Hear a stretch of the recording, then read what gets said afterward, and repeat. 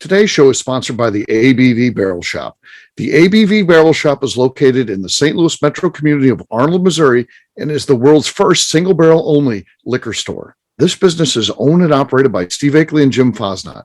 Head over to abvbarrelshop.com to sign up for their email and text distribution list. That way you'll know what they have in stock, what classes are coming up, and what barrel picks they have in the works.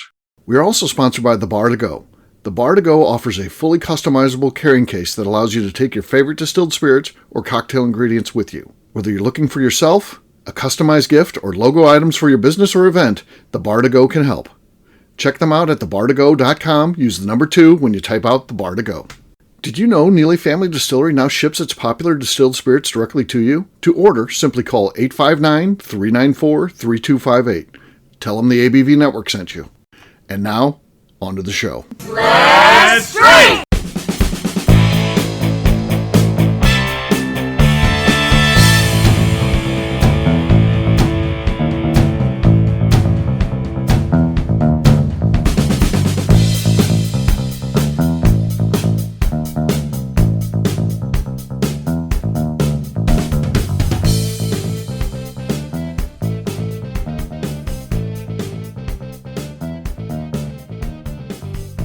Welcome to the Bourbon Daily, the podcast about everything bourbon delivered to you every day of the week. Today on the show, we speculate what's next for Lisa Wicker.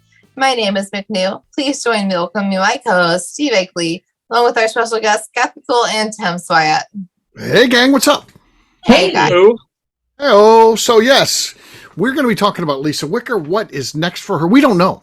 No, I don't know. Does anyone on here actually know what's happening next? Zero ideas. Okay, we're all speculation then. So, and again, I know folks, it's going to be great, but we have no ideas. So. I speculated on something recently. I was 100% wrong. So I thought I had figured out where Jane Bowie and Denny Potter were going. I was absolutely wrong. No clue. I actually was on that same page. Steve was also wrong. So. It seemed good. It seemed viable, but they're doing their own thing, which is cool. Good for them. Yep. I'm excited for them.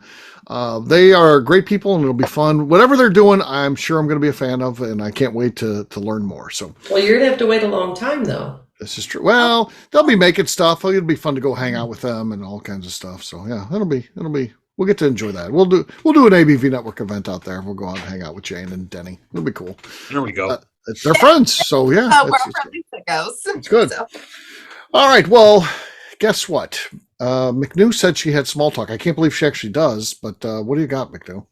Okay, so we're all homeowners. What is the worst thing that has happened to you in your home?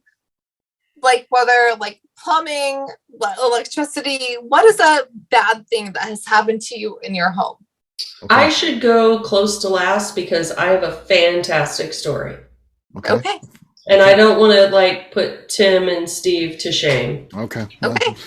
I bought my home in what was it, 92, and so I was 24 years old at the time, heavily overextended.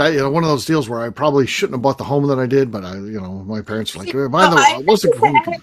Steve's home and it looks amazing. The fact that you bought that at 24, good for you. Yes, yeah. So it was a different world then, though. Barely, get it together, and literally within 6-7 months of buying the house, lightning strike to the air conditioner, and the air conditioner's out, and then I got to come up with the money to buy an air conditioner, and again, I didn't have it.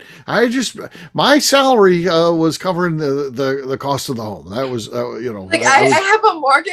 I had like $18 a month for fun. I have a mortgage, electricity, groceries, everything else is fucked.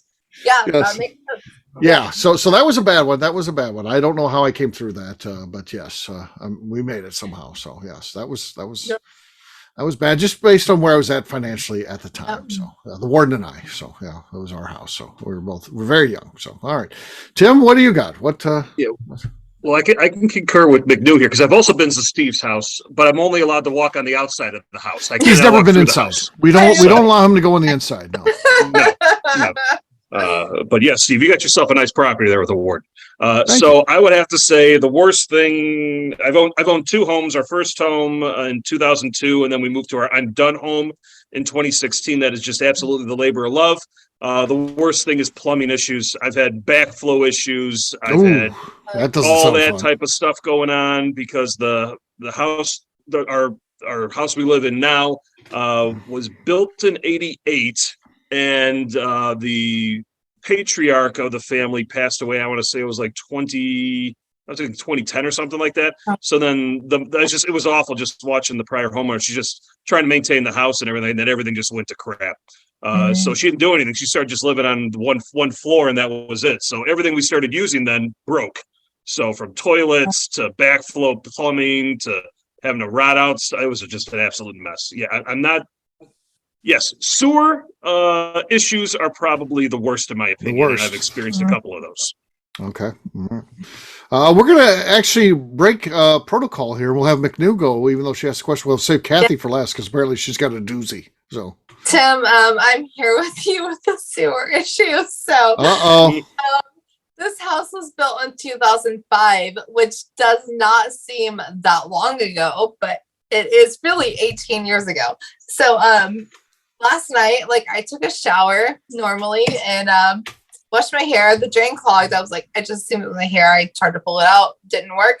So our tub backflowed, the toilet backflowed in our master bath. And then my husband, and then the water started to go through the light in the garage, which our master bath and bedroom is above our garage. Oh, so yeah. Water started to come through that.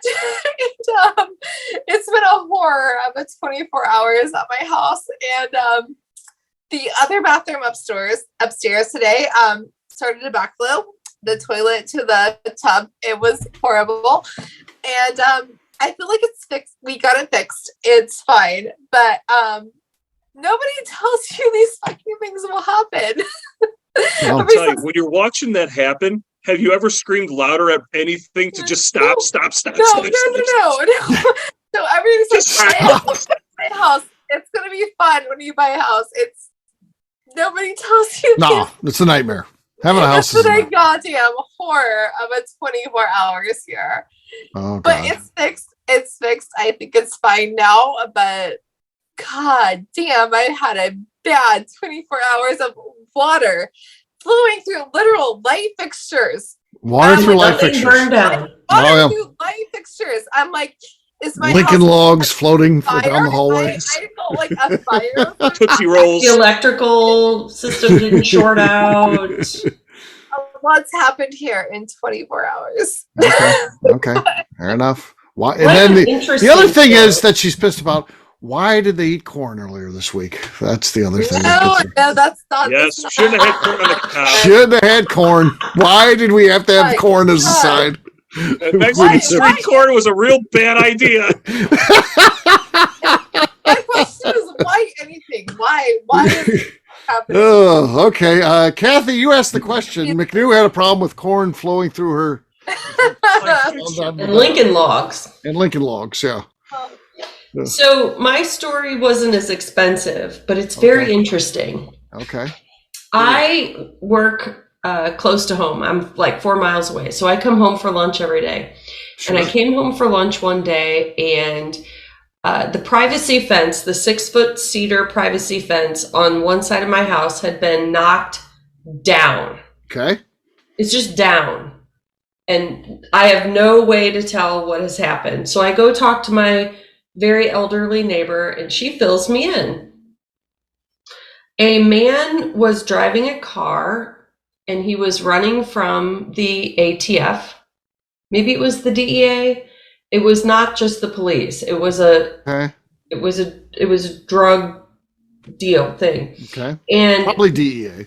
Yeah, and he got scared and decided to drive across 4 yards.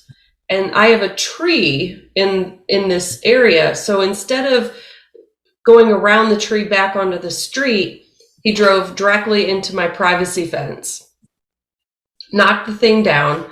So then I had to get a hold of the police and ask them what's going on.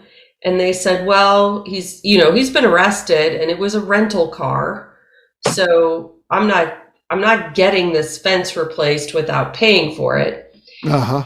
And we had one of those dog pens in the backyard. Yeah. And that had been destroyed because he plowed through a big cedar fence with like 6x6 posts through a steel dog thing and then knocked the fence into my neighbor's house. And they're like, we just hope there wasn't a dog in there. Like, really? That's all you got to say? Like, I hope there wasn't a dog in there. Well, there was no dog in there. The dogs were inside, but still. So someone running from the authorities drove through my fence. So they don't try to track you down, or there's no note on your door say, hey, there was a note. Oh, I found a note. It was under my doormat. They had put it under the doormat. And I called the police officer, and he called me back like the next day, and he told me what happened. And he was like, yeah, I'm just going to tell you, he's in jail. He's not coming out for a long time. And it was just a privacy fence. But the thing that got me was it took us some time to get bids to replace it. Yeah. The city that I live in put a notice on my door that and I had broken down the fence and put a pile of wood in my backyard, right? But it was still visible from the street. And they're like, you gotta clean that up. And it was a week. So I just thought it was really ballsy of them. Like, well, the police did this. Do you think you could give me maybe 10 days? It was in the middle of January. Right. Can you imagine the talk amongst the city there saying, oh, do you think we've given her enough time for a week? Because I want to get over there like 2 days ago. We got something to do, guys. Come on, let's go. Let's do something. Yeah. We gave you a week. Because my property in this city is the one you need to worry about. Yeah. Yeah. Well, that's crazy. That So it was an interesting story, but I did not have any Lincoln logs floating through my house. Yeah. I think I'd rather deal with a bad privacy fence than I feel lucky that it only cost me like $2,000 to replace a fence. Yeah. Yeah. You were so lucky. Nothing ever came through. You didn't get any insurance settlement or anything? No. That's bullshit. Wow. Wow. It was a rental car, and there's someone owns the rental car called the rental car company. Yeah. Yep. Yeah. He didn't get the extra insurance. Well, that's we filed whatever we needed to with the insurance, and they're like, yeah, it's not going to happen. Really? That's what they always say, though, right? Yeah. I had a girl hit the warden last year, and she didn't even have insurance, and they were like, there's nothing we can do, really. And I was like, really? Nothing you could do? Even the police were like, She lied. Her dad brought in the insurance that said she had insurance, but it was actually she wasn't covered under their plan. So he lied. I'm like, how do you not go after her? She doesn't have insurance. She lied. I would think it would be extra tickets then. You get the ticket plus you get the one for lying or something. No one seemed to care. Falsifying a police report, providing false information for a police report. Yeah, I don't understand. I just don't understand. But that's part of being an old man. You just get angry about stuff. Yeah. Well, what are you just wait, do? McNew. Your time's coming. Yeah, McNew. You're soon. McNew will be in a coffee group with me and Gary Heingartner and McNew. We'll be going out just bitching about stuff. I get angry about random shit. I'm sure my time is coming soon. Oh yeah. All right. Well, guess what? It is time to drink. What is everyone drinking? Let's start with McNew. McNew, what do you got? I have a Maker's 46. That I thought was a regular Maker's until I read the label. So just had that last show. I'm sure it's still a screw top. But for McNew, it surprised McNew that it was still a screw top. She just had it last show. Did you see the surprise? She's like, hey guys, it's a screw top. Yeah. Oh, well, it was 30 minutes ago. She had also discovered that, but that's okay. That's okay. She's been drinking. Wait, which fucking show? What show are we doing? Still on Lisa Wicker? It's the Lisa Wicker show, yes. Okay, all right. I'm still here. Okay, fine. You're here. Okay, all right. How about you, Kathy? What are you drinking? Well, in honor of Lisa Wicker, I'm going to open up my Widow Jane Lucky 13. Okay, the vaults. Let's hear it. Oh, that was good.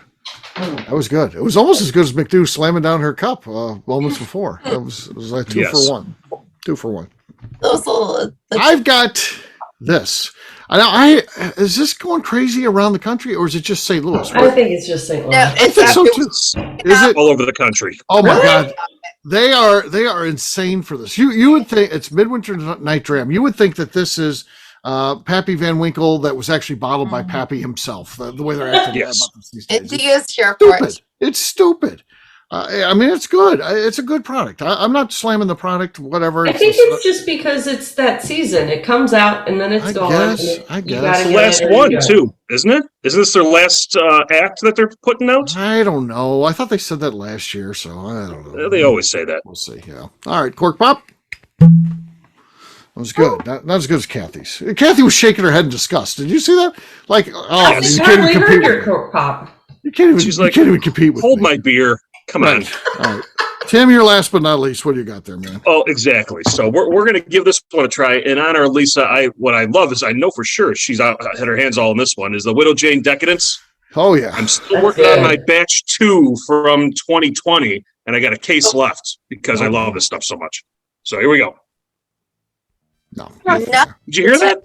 No. Nope. I feel like you're trying to give us so much, but we got nothing. We got nothing. Yes. We got nothing. All right. Well, cheers to Kathy. True. She wins. Cheers. Cheers, Kathy. All right. We'll take a quick break. And then when we come back, we're going to be talking about Lisa Wicker and what's next for her. We'll do that in just a few.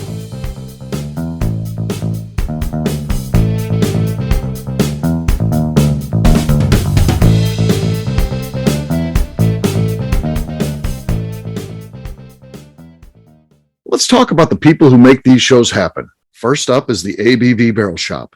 It is the most unique shopping experience in the world of bourbon, as the ABV Barrel Shop only sells single barrels. Owners Steve Akeley and Jim Fosnot select. With over 100 distilleries on board to sell us barrels, we are home to the most unique and diverse barrel pick selections in the bourbon world. By signing up for our email, you will always know what we have in stock. In addition to the single barrels, we'll have a gift shop featuring ABV Barrel Shop as well as ABV Network merchandise. We are partnering with vendors like Art Eatables and Old Man Bay Signs to bring you unique items you can't find anywhere else. We will also have a 24-seat classroom where we are offering educational and fun classes like Breakfast and Bourbon, a series where we pair donuts and bourbon, customer barrel picks, and opportunities to learn from master distillers and other bourbon dignitaries. Best of all, we feature a tasting bar where you can try before you buy. All of this is located in the St. Louis metro community of Arnold, Missouri. If you are in the St. Louis area, please stop by to say hi. If you're traveling in from outside the area, please take advantage of our hotel rates with the Drury Inn and Pear Tree Inn, less than a mile from our shop. This can be done via the links in our Visit St. Louis section on our website. Head over to abvbarrelshop.com to plan your trip. The ABV Barrel Shop. It's where single barrels live. Hi, this is Steve Akeley, owner of the ABV Network. We're sponsored by the Stave and Thief Society. This is where you, a bourbon enthusiast, can expand your knowledge and emerge a bourbon steward. In 2017, I completed my Executive Bourbon Steward certification. It's the most comprehensive bourbon certification program available and connects you with an expansive network of bourbon enthusiasts and professionals. Check out the full listing of in-person and online certifications and join the society today by enrolling at staveandthief.com. Okay, let's talk about the Neely Family Distillery. In 2018, I met Royce Neely at an industry event. He started appearing on our shows, and we became friends during my frequent trips to Kentucky. Today, he is amongst the leaders of young distillers leaving their mark on the bourbon industry. A visit to Neely Family Distillery yields insight on their unique family history, why their products are special, and gives you the opportunity to taste their whiskey, moonshine, and creams. Check them out at NeelyFamilyDistillery.com or visit them in Sparta, Kentucky.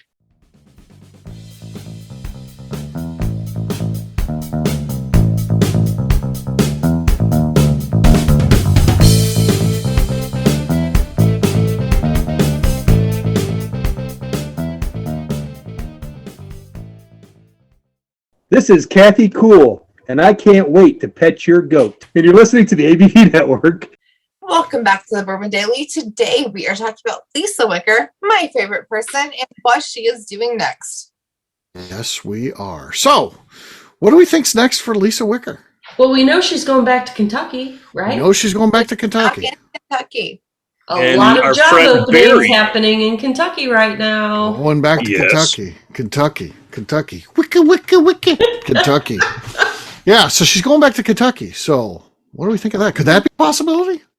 Barry? Someone said Barry. RB1. Well, yeah, Barry said something on social media welcoming her back to Lexington, not once, but like 3 times. Okay. Posting on posts. Welcome back to Lexington. So now, I thought she lived in Bardstown. Everybody's excited to have her back. Is it just complimentary or is it a hint? I think, I don't know. So Lisa lives in Bardstown is where she lives, but that's what I thought.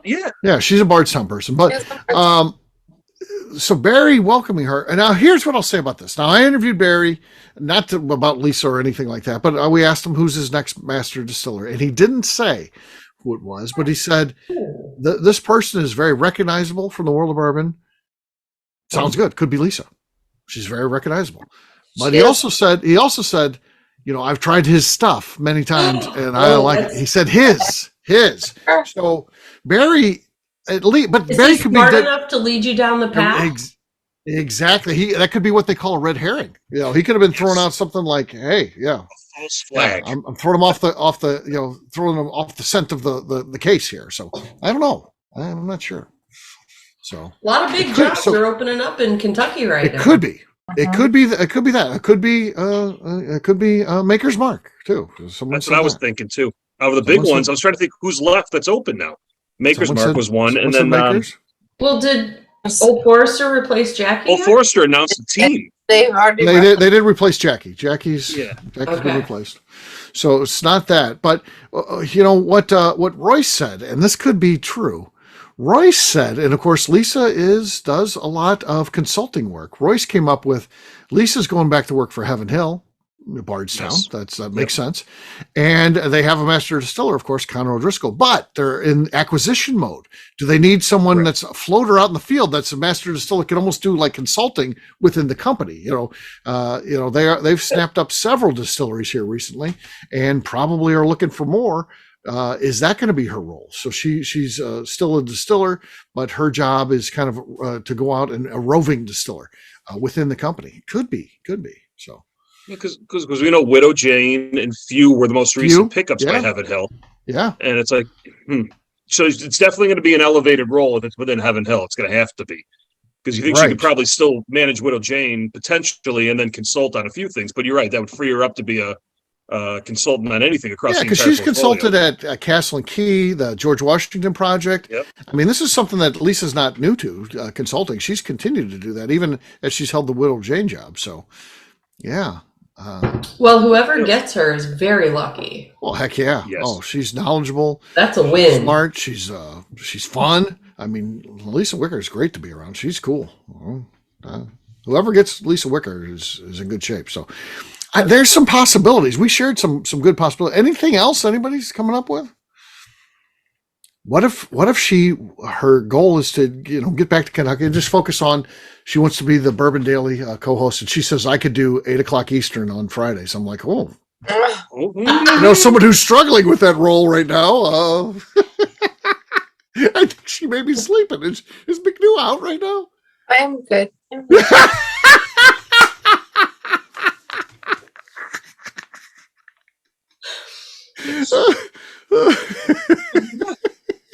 And here. Spectacular. This is spectacular podcasting here. Yeah, so I feel like, Lisa, I love what's Bardstown doing? Bardstown just acquired a ton of stuff. Yeah. What's Bardstown, Bourbon Company doing? They've got so much stuff going on there and blending and everything. I know they're pretty solid on everybody, but are they making a splash doing something different? I mean, they've got so much to worry about too, because they got new ownership, big money. They could do odd things. You never know. Steve Nally is the distiller there, but how old Steve is? He's retired from 2 other jobs before this. Yes. Yeah, he retired from Maker's Mark. Then he went out to Wyoming Whiskey, retired from there, and now he's there. I mean, I don't know how long he wants to do it. I can't speculate. There's no conversation. There goes McNew. So I think she hit the wrong button. I guess we're on our own the rest of this night. Kathy, are you ready to go for an announcer for the next show? So on that note, McNew has left us. She was falling asleep, sitting down right there. So yeah. So on that note, I think we're going to wrap this up out of respect for McNew. Whatever Lisa does, it's going to be spectacular. It is. Lisa, you got huge fans over here. You've always been Absolutely. such a kind person out there to all of us. Just by reaching out and saying thanks, just your interaction with everybody out there, it doesn't go unnoticed. Yeah. She's a very positive person. She's a positive force in the bourbon industry and somebody that we want to do well. So, and we're all rooting for her, but really she doesn't need us to root for her because she's that good. Wherever she lands, she's going to be fine. So it's cool. I look forward to the events at the ABV Barrel Shop hosted by Lisa Wicker. Lisa Wicker. Lisa needs to come out to the barrel shop. You know what? She's not working right now. So the least she could do is come out to the barrel shop. I mean, come on, Take Lisa. a few hours west. Yeah, it's not that far. It's not that bad. It's not that bad. You actually get an hour coming that way. So it's like a 3-hour drive from Louisville. So yeah, get there. All right. We'll wrap this one up as we always do by talking about where people can find us. Kathy, we'll start with you. Where can people find you? You can find me on Instagram at KKCastStrength. All right, Tim. Yeah, you can find me on Instagram at SwyGuy2112. Are you just laughing at what just happened on the show? It's a first. Well, you can find me trying to stay awake. But for the record, folks, I counted 10 yawns so far by McNew in the recording She of tonight. can't do this late hour. She can't do it. And I'm telling you, she used to tell me this is ridiculous. It ruins her night to start so early. And now look at her. So, all right. For me, I'm an easy guy to find at Steve Akeley on Twitter, Instagram, or Facebook. I've got a website, steveakeley.com. We've also got a company website. That thing's abvnetwork.com. Please check it out. Everything that we do is out there. We put all of our blogs out there. We've got a shop that we would need you to check out and so much more. abvnetwork.com. And of course, abvbarrelshop.com. That's where you can sign up for our email distribution. You can see what we have going on at the shop. And better yet, hey, stop by and see us. We're in St. Louis. Come by and check out what we have. We've got 24 barrel picks have already hit the store floor. We've been in business 3 months. 24. We are on a breakneck pace. We said that we wanted to do 100 in a year. We'll only be in business for less than 6 months this year. We hope for 100 next year, and I think we're going to do it based on the pace that we're going at right now. It's going to happen. So pretty cool stuff. But on that note, anything to say before we get out of here, Kathy? Yes, I'd just like to remind the audience to give us a 5-star review that includes comments. It helps people find the show, which is very important to us. And if you like what we are doing, we just ask that you please visit the Patreon page at patreon.com/the ABV Network. All right. Great job today, gang. Most of us. 75% of us. I thank you to the team that was able to make it through this whole thing. For our audience, we'll have a brand new show for you tomorrow. Looking forward to that. Until then, take care, everybody. See ya. Take care, folks. Bye. Peace.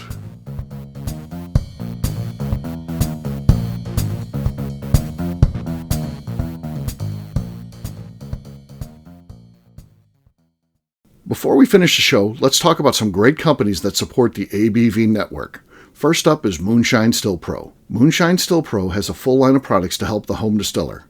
Whether you want to experiment on the stove in your kitchen or you're looking for a bigger setup in your backyard, owner Russell Creed and his team can help. They have multiple still offerings, accessories, and even grain from their partners at Goldstone Mill to assist you in making whiskey on par with your favorite distillery. They can also help you with some fabricated parts you probably can't make yourself if you are attempting a DIY still project. Learn more or order your still or parts at moonshinestillpro.com. Another friend of ours is the Goldstein family at Goldstone Mill. The Goldsteins offer a variety of heritage and heirloom grains to make the finest whiskeys in the world. Plus, they are more than just a grain company. They are truly consultants to make sure the grains they are providing to you or your business meet your highest expectations. Additionally, they work with mills around the country, ensuring shipping is as low as possible for their customers. If you're a distillery, brewery, or even doing this at home, Goldstone can assist you. Check them out at goldstonemill.com, call them at 217-254-6613, or check in via email at hello@goldstonemill.com. Last but not least is the ABV Barrel Shop. While we don't get to play in the allocated bourbon game because we aren't selling the other products you have to do to get those, we do have access via our friendships in the bourbon industry to some really cool stuff. Have you ever seen your favorite craft distiller selling some really cool limited offerings only in their gift shop? I'm talking things like the hazmat offering Distillery 291 did for their 10th anniversary, or Neely Family Distillery's Papaw's birthday barrel. They don't have enough of it to send it out to distributors, so they only sell it via their gift shop. Well, companies like Distillery 291 and Neely Family Distillery have agreed to sell us 2 or 3 cases of these offerings moving forward, meaning our store will have the access to some of the rarest whiskeys in the world. Way more difficult to come by than the allocated bourbon offerings with the national release. Yes, they will be extremely tough to come by, but if you're a customer of our store, you'll have a chance to get them. Get signed up for our email or text list over at abvbarrelshop.com so you don't miss out. The Bourbon Daily is part of the ABV Network. For more information or to become a sponsor, please visit abvnetwork.com. Thanks for listening and cheers. This has been a Steve Akeley production.